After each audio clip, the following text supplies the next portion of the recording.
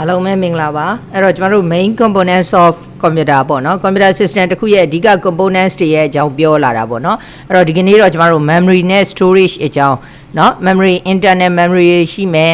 เนาะ internal memory တွေရှိမယ်နောက်တစ်ခုကကျတော့ကျွန်တော်တို့ storage ပေါ့เนาะ storage backing storage เนาะဒါမျိုးတွေရှိမယ်input output device တွေရှိမယ်ပေါ့เนาะအဲ့တော့ဒီကနေ့ memory ရဲ့အကြောင်းကိုပြောပါမယ် memory ရဲ့အကြောင်းကိုမပြောခင်မှာနော်ကွန်ပျူတာထဲမှာဆိုရင် memory တွေကဘယ်လိုအလုပ်လုပ်တယ်လဲအဲ့ဒါလေးကိုပြန်ပြောပါမယ်အရင် video လက်ချာမှာလည်းတစ်ခေါက်တော့ပြောခဲ့ပြီးသွားပြီเนาะအဲ့တော့ကျွန်တော်တို့ကွန်ပျူတာမှာဆိုလို့ရှိရင်အမြန်ဆုံးကိုပြောပါဆိုရင်ကွန်ပျူတာရဲ့အမြန်ဆုံးဒီ CPU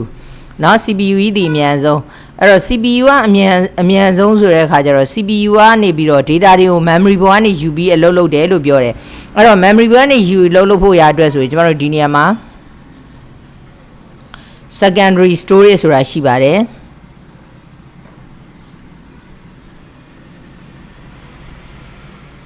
ပြန်ဆွဲပြမယ်เนาะအဲ့တော့ကျွန်တော်တို့ဒီမှာဆိုရင်CPU ရှိမယ် CPU ပေါ့เนาะ CPU ကြီးရှိမယ်အဲ့တော့ CPU ကတော့သူ့ရဲ့အမြန်နှုန်းကတနေ့တခြားဆိုတာတဲ့ model အသစ်ထွက်လာတိုင်းပို့ပြီးတော့မြန်လာတယ်เนาะအဲ့တော့ CPU ကဘယ်ပေါ်က data တွေကိုယူမှာလဲဆိုတော့ memory ပေါ်က data တွေကိုယူမှာ memory ပေါ်က data တွေကိုယူမယ်ဆိုတော့သူပထမဦးဆုံးဥစ္စာက secondary storage ပေါ့เนาะ secondary storage အဲ့တော့ secondary storage ကဘာလဲဆိုတော့ကျွန်တော်တို့သိမ်းသမျှ data တွေအားလုံးဒီ secondary storage ပေါ်မှာသိမ်းတယ်เนาะ secondary storage ဒီဘယ်လို memory မျိုးစားလဲဆိုရင် non volatile ဆိုစက်ပိတ်လိုက်တာနဲ့ data တွေပျောက်မသွားဘူးเนาะ power ပိတ်လိုက်တာနဲ့ data တွေအားလုံးပျောက်မသွားဘူး data တွေအားလုံးကိုထိန်းထားနိုင်တယ်တကယ်လို့power ပိတ်လိုက်တာနဲ့ data တွေအားလုံးပျောက်သွားတယ်ဆိုရင်အဲ့ကောင် volatile memory လို့ခေါ်တယ်အဲ့တော့ non volatile ဆိုတာကျတော့စက်ပိတ်လိုက်တာနဲ့ data တွေပျောက်မသွားဘူး data တွေကိုဆက်ပြီးထိန်းထားနိုင်တယ်အဲ့တော့ကျမတို့ set ထဲမှာဆိုကြပါစို့ Microsoft ဆိုတဲ့ program တွေထည့်ထားတယ် Microsoft Word program တွေထည့်ထားတယ်နောက်ရပြန်ဖွင့်ရလည်းမရှိဘူးလားရှိတယ် game ထည့်ထားတယ်နောက်ရပြန်ဖွင့်ရင်မရှိဘူးလားရှိတယ်ဓာတ်ပုံတွေသိမ်းထားတယ်နောက်ရပြန်ဖွင့်ရင်လားမရှိဘူးလားရှိတယ်အဲ့တော့ကျမတို့ကဒီပေါ်မှာဘာတွေလာသိမ်းလဲဆိုရင် data တွေကိုဟုတ်တယ်နော်ဓာတ်ပုံတွေ video တွေသချင်းတွေစတဲ့ data တွေကိုနောက်တစ်ခုကဘာတွေရောလဲဆိုရင် program တွေရောเนาะအဲ့ဒါတွေအားလုံးဒီဘယ်ပေါ်မှာလာသိမ်းလဲဆိုတော့ secondary memory ပေါ်မှာလာသိမ်းတယ်အဲ့တော့ data ပမာဏများတယ်သူကအများကြီးဆက်နေเนาะအများကြီးသိမ်းလို့ရတယ်အများကြီးဆက်နေဒါမှမဟုတ်သူ့ရဲ့မကောင်းတဲ့ချက်ကဘာဖြစ်လဲဆိုတော့နှေးတယ် CPU ကတနေ့တခြားမြန်လာတယ်သူကတနေ့တခြားနှေးတယ်အဲ့တော့ဘာဖြစ်လဲဆိုတော့CPU ရဲ့နေပြီးတော့ secondary memory ပေါ်ကနေပြီးတော့သွားယူတယ်ဆိုရင် secondary memory ကနှေးနေတော့သူ့ကိုစောင့်နေရတယ်စောင့်နေတော့ CPU ကြီးကပါလိုက်နှေးရောကြာတော့စက်ကြီးကနှေးသွားရောအဲ့လိုဖြစ်မှာဆိုတဲ့အတွက်ဂျားထဲမှာ memory တစ်ခုခံလိုက်တယ်เนาะ memory တစ်ခုခံလိုက်တယ်အဲ့ဒီ memory ကိုကျတော့ကျွန်တော်တို့က main memory လို့ခေါ်ပါတယ် main memory နောက်တစ်မျိုးအနေနဲ့ဆိုရင် primary memory လည်းခေါ်တယ်နောက်တစ်မျိုးအနေနဲ့ဆိုရင် random access memory လို့ခေါ်တယ်အဲ့တော့ဒီကောင်ကဘာဖြစ်လဲဆိုတော့ volatile memory เนาะ volatile memory သူကဘာဖြစ်လဲဆိုတဲ့အခါကျဒီ power ပိတ်လိုက်တာနဲ့ data တွေအားလုံး loss ဖြစ်သွားတယ် data ပမာဏအများကြီးသိမ်းလို့မရဘူး data ပမာဏနည်းနည်းပဲသိမ်းလို့ရတယ် secondary storage ပေါ့เนาะ secondary storage ထက်စာရင် तू ကပို့ပြီးတော့ဘာဖြစ်လဲဆိုရင်မြန်တယ်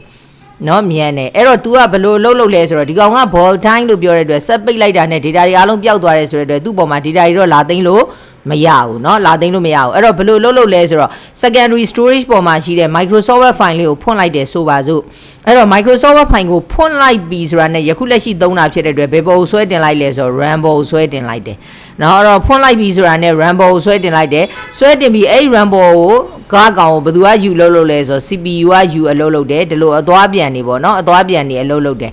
အဲ့တော့ဘာဖြစ်သွားလဲဆိုတော့ကျွန်တော်တို့ကRAM ပေါ်မှာက data တွေကိုလာသိမ်းလို့ရလားမရဘူးဘာလို့ဆိုသူ့ရဲ့ဥစ္စာဒီနည်းနည်းပဲဆက်တာတကြောင်နောက်တစ်မျိုးကကျတော့ volatile ဖြစ်တဲ့အတွက် data တွေအားလုံးစက်ပိတ်လိုက်တာနဲ့ loss ဖြစ်သွားမှာဆိုတော့အတွက်သူ့ပေါ်မှာလာသိမ်းလို့မရဘူးအဲ့တော့ဘယ်လိုဟာမျိုးကိုသိမ်းလဲဆိုရင်သူ့မှာ currently in use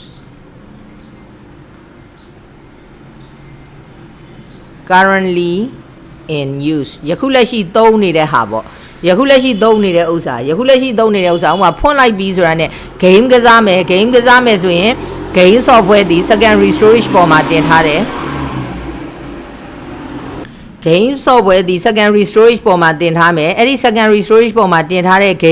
game software ကိုနှစ်ချက်နှိပ်ပြီးတော့ဖွင့်လိုက်တယ်အဲ့ဒါဆိုအဲ့ဒီ game လေးဒီဘယ်ပေါ်ရောက်လာလဲဆိုတော့ main memory ပေါ်ရောက်လာတယ်အဲ့ဒီ main memory ပေါ်ကကောင် CPU က UB လို့လုပ်တယ်အဲ့တော့တနည်းပြောရမယ်ဆိုရင်တော့ secondary storage ဒီနှေးတဲ့အတွက်ကြောင့်မလို့ CPU ကတန်တခြားပို့မြန်လာတယ်အဲ့တော့ CPU ဒီ secondary storage ကိုစောင့်နေရမှာဆိုတဲ့အတွက်ဘာလုပ်လိုက်လဲဆိုရင် main memoryဆိုရဲ memory တခုကြာခံလိုက်တယ်အဲ့ဒီ memory ကိုကျမတို့က main memory လို့လည်းခေါ်တယ် primary memory လို့လည်းခေါ်တယ် RAM လို့လည်းခေါ်တယ်အဲ့တော့သူတို့နှစ်ခုက size ဘယ်လောက်กว่าလဲဆိုရင်ကျမတို့ကကျမ unit တွေကိုရှေ့မှာပြောခဲ့ပြီးသွားပြီเนาะအဲ့တော့ဒီကောင်က1000 gigabyte 1000 gigabyte တနည်းအားဖြင့်ပြောရင်1 terabyte เนาะ1 terabyte အဲ့လောက်လာနေတဲ့အချိန်မှာဒီကောင်ကလေ4 gig တို့เนาะနောက်တစ်ခုကကျတော့8 gig တို့လွန်ရောကျွံရော32 gig ဒီကနေ့ခေတ်မှာဆိုရင်တော့ပြောတာเนาะနောင်တော့ပိုးလာမှာပေါ့ဒီလောက်ထိပဲရှိတယ်အဲ့တော့သူ့ရဲ့ size ပမာဏကနည်းတယ်အဲ့တော့သူ့ရဲ့ size ပမာဏကများတယ်ဒါမှမဟုတ် तू ကနှေးတဲ့အတွက်ကြောင့်မလို့ဒီကောင်ခံလိုက်တယ်ဒါပဲအဲ့တော့ကျွန်တော်တို့ကdata တွေသိမ်းထားတယ် program တွေသိမ်းထားတယ် program တွေ install လုပ်ထားတယ်ဘယ်မှာသွားသိမ်းလဲ secondary memory storage ပေါ်သွားတင်တယ်အဲ့ဒီ secondary storage ပေါ်သွားသိမ်းတဲ့ကောင်မှာကျွန်တော်တို့ကနှစ်ချက်နှိပ်ပြီးဖွင့်လိုက်တယ်အားဒါဆိုရင်ဘယ်ပေါ်ရောက်သွားလဲ main memory ပေါ်ရောက်သွားတယ်အဲ့ဒီ main memory ပေါ်ကကောင် CPU က U အလုပ်လုပ်တယ်ဒါပါပဲเนาะအဲ့တော့ secondary storage မှာဆိုရင်နှစ်မျိုးရှိတယ် hard disk drive လို့ခေါ်တဲ့အရင်ပေါ်တဲ့ကောင်ရယ် solid state drive လို့ခေါ်တဲ့နောက်ပေါ်တဲ့ကောင်ဒါကအရင်ပေါ်တဲ့ကောင်ဒါကနောက်ပေါ်တဲ့ကောင်အဲ့တော့အရင်ပေါ်တဲ့ကောင်ကပိုပြီးတော့နှေးတယ်ဒီကောင်ကတော့သူ့ထက်ဆိုင်နည်းနည်းလေးပိုမြန်လာတယ်သူတို့နှစ်ခုဘာကွာခြားလဲဆိုတာနောက်မှပြောပါမယ်ဒါဆိုလို့ရှိရင်ကျမတို့အခုသိသွားတာ RAM ဆိုတဲ့ main memory အကြောင်းသိသွားပြီနောက်တစ်ခု hard disk တို့เนาะhard disk drive တို့ solid state drive တို့အဲ့ဒီအကြောင်းတွေသိသွားပြီအဲ့တော့ကျမတို့နောက်ထပ် memory တစ်ခုရဲ့အကြောင်းကိုပြောပါမယ်နောက်ထပ် memory တစ်ခုရဲ့အကြောင်းကကျတော့ ROM ဆိုတာဘာလဲဆိုရင်အဓိပ္ပာယ်က read only memory read only ဆိုတော့ဘာပဲလုပ်လို့ရတယ် read only ဆိုတော့ကျမတို့ကဖတ်ပဲဖတ်လို့ရတယ်เนาะ read only memory ဆိုတော့ဖတ်ပဲဖတ်လို့ရတယ်သွားပြင်လို့မရဘူးအဲ့တော့ဘယ်လိုဟာမျိုးတွေသိမ်းလဲဆိုတော့ကျမတို့ကဥမာဘယ်သူကထည့်အဲ့တော့ read only ဆိုတော့ကျမတို့ကဖတ်ပဲဖတ်လို့ရမယ်ဆိုတော့ဘယ်လိုဟာမျိုးလဲဆိုတော့ကျမအရင်တော့ပြောခဲ့တယ်စက်တစ်လုံးရှိမယ်အဲ့ဒီစက်တစ်လုံးဒီ software မရှိရင်အလုံးမလုပ်ဘူးလို့ပြောခဲ့တယ်เนาะ software မရှိရင်အလုံးမလုပ်ဘူးလို့ပြောခဲ့တယ်အဲ့တော့ဒီစက်ကြီးကိုလုံးလုပ်ဖို့ရအတွက်ကျမတို့က BIOS လိုမျိုး software တွေလိုတယ်အဲ့ဒီ software ကိုဘယ်သူကရေးတာလဲဆိုတော့ manufacturer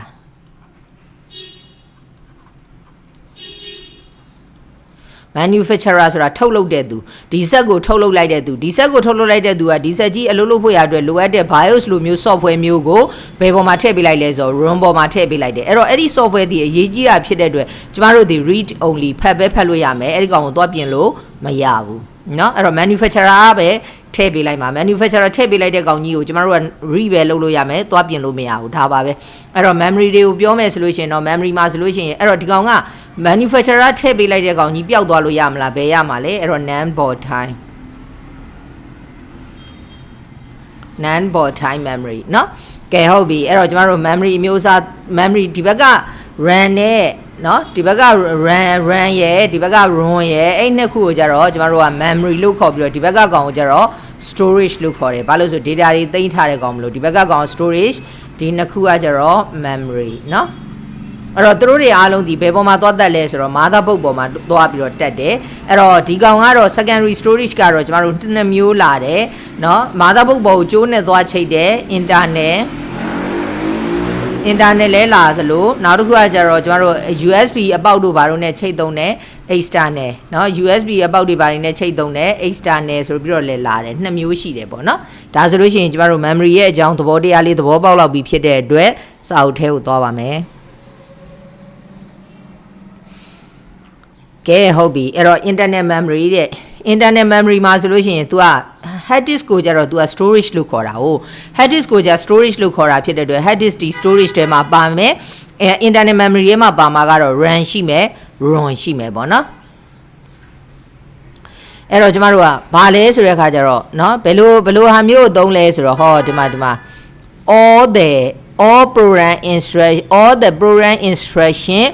currently being executed and data require အဲ့တော့ဘာလဲဆိုရင်ယခုလက်ရှိသုံးနေတဲ့ program တွေ data တွေကိုသိမ်းတာဒီ internal memory เนาะ internal memory ဆိုတဲ့သဘောကိုနိုင်ကလက်ရှိ currently in use currently being used เนาะ currently being executed စသဖြင့်လက်ရှိသုံးနေတဲ့ data တွေကိုသိမ်းတာအဲ့ဒါဒီ internal memory ပါတဲ့အဲ့တော့ internal memory မှာဆို2မျိုးရှိပါတယ်တဲ့ဘာနဲ့လဲဆိုရင်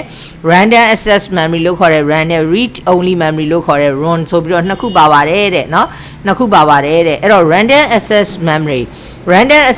ကဘယ်ပေါ်မှာသွားတက်ဆင်ထားလဲဆိုတော့ motherboard ပေါ်မှာသွားပြီးတော့တက်ဆင်ထားတယ်တဲ့เนาะဘယ်ဘာတွေကိုသိမ်းလဲဆိုလို့ရှိရင်currently in use ဟောဒီမှာလက်ရှိသုံးနေတဲ့ကောင်းနေเนาะလက်ရှိသုံးနေတဲ့ကောင်းနေ currently working လက်ရှိအလုပ်လုပ်နေတဲ့ data တွေအဲ့ဒီကောင်းတွေကိုသုံးပါတယ်သိမ်းပါတယ်တဲ့เนาะအဲ့ဒီမှာဆိုလို့ရှိရင်တဲ့ as the program is running CPU will write data to the RAM အဲ့တော့ဒီဟာကပြောချင်တာကဘာဖြစ်လဲဆိုတော့ random access memory ဆိုတာဒီ motherboard ပေါ်မှာသွားတက်ဆင်ထားတယ်เนาะ currently in use လက်ရှိသုံးနေတဲ့ program လေးเนาะ currently working လက်ရှိအလုပ်လုပ်နေတဲ့ documents တွေเนาะအဲ့ဒါလေးတွေကိုသွားပြီးတော့သိမ်းတာဒီ random access memory ဖြစ်ပါတယ်တဲ့အဲ့တော့ RAM မှာဆိုလို့ရှိရင် consist of the billion of storage location billion နဲ့ချီပြီးတော့ပါပါတယ်တဲ့เนาะis says to be random access random ဆိုတာကိုကြိုက်တဲ့နေရာကိုကြုံရကြပန်းလှမ်းယူလို့ရတယ်ပြောတာ random access လို့ခေါ်တယ်ဘာကြောင့်လဲဆိုရင် they can be accessed in any order for first data retrieval ဟာတစင်ချင်းစီဥမာအဖြစ်ကျမတို့လေဥမာအဖြစ်ဒါလေးဖြစ်လိုက်မယ်နော်ဥမာအဖြစ်ကျမတို့ CD jet လေးတွေနော် CD jet လေးတွေဆိုရင် तू ကကျမတို့တွေ့ဘူးမှာပေါ့ဟိုရင်တော့ track လေးတွေရှိတယ်ဒီပေါ်မှာမှကျမတို့ဟိုရှေ့ခေတ်ဓာတ်ပြားတွေဆိုရင်ဒီပေါ်မှာမှဒီ M လေးအတန်လေးနဲ့ထောက်ပြီးတော့ဖတ်ရတာပေါ့နော်အဲ့တော့ဒီဟာကြီးကဘာဖြစ်နေလဲဆိုတော့ဒါကြီးကလဲနေတယ်ဒီကောင်လေးနဲ့အဲ့ဒီရောက်တဲ့နေရာနေတချင်း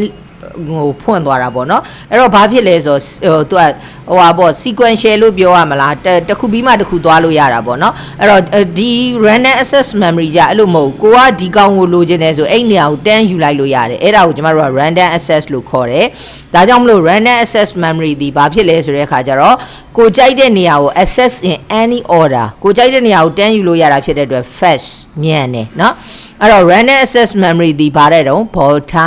time ဖြစ်တယ်ဘာကြောင့်လဲဆိုရင် there is no electrical power it lost all data လျှက်စစ် power မရှိတော့ဘူးဆိုတာနဲ့ data တွေအားလုံးပျောက်သွားတယ်ဒါခုနကကျွန်မပြောခဲ့ပြီးသွားပြီเนาะနောက်တစ်ခုက read only memory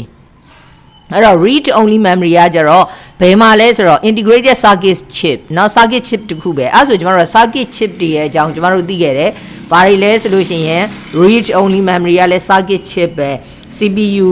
နော် CPU ကလည်း circuit board ပဲနောက်တစ်ခုကကျတော့ network interface card တို့ graphic card တို့နော်အဲ့ဒါလေးတွေက circuit board လေးတွေအဲ့တော့အဲ့ဒီဟာလေးတွေကတဲ့နော် integrated circuit on a chip တဲ့နော်အဲ့တော့ chip ပြားလေးပေါ်မှာတက်ဆင်ထားတဲ့ integrated circuit လေးပေါ့နော် that is programmed with a specific data perform particular function when it is manufactured ဒါလေးရေးကြည့်ပါတယ်နော်အဲ့တော့ manufacture လုပ်တဲ့အချိန်မှာဒီစက်ကြီးကိုလှုပ်အောင်လို့လိုအပ်တဲ့ program ကိုအဲ့ဒီ chip ပေါ်မှာသွားပြီးတော့မှထည့်ထားတယ်တဲ့နော်အဲ့တော့ဘယ်သူကထည့်ပေးတာလဲဆိုရင် manufacturer ထည့်ပေးတာနော်အဲ့တော့ read only memory ဆိုတာက integrated circuit တခုပဲဖြစ်တဲ့ chip ပေါ်မှာနော်သူကဘာတွေထည့်ထားလဲဆိုလို့ရှိရင်ဒီ manufacturer ကထုတ်လုပ်တဲ့အချိန်မှာနော်လိုအပ်တဲ့အလုပ်တွေကိုလုပ်ဖို့ရအတွက်လိုအပ်တဲ့ software တွေ